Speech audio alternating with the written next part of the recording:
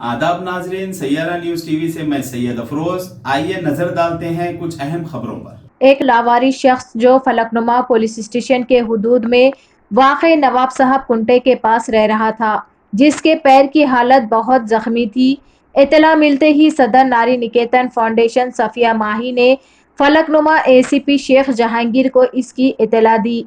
मौके पर पुलिस के स्टाफ ने फौरी पहुंचकर उस शख्स को इलाज के लिए उस्मानिया दवाखाने ले जाकर उस शख्स को शरीक करवाया। रहने दो, चढ़ा दो सीट। सामने दो।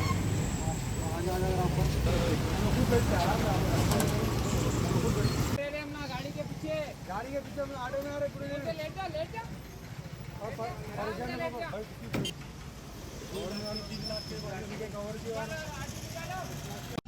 मस्कत से हैदराबाद पहुंचने वाले मुसाफिर के पास से 685.7 ग्राम सोना जब्त कर लिया गया।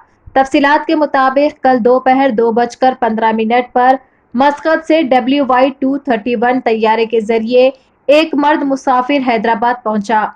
एयरपोर्ट पर कस्टम्स एयर इंटेलिजेंस अहदेदारों ने मुसाफिर को रोककर तलाशी लेने पर 685.7 ग्राम सोने का पेस्ट पाया गया, जिसे मुसाफिर ने छिपाकर रखा था।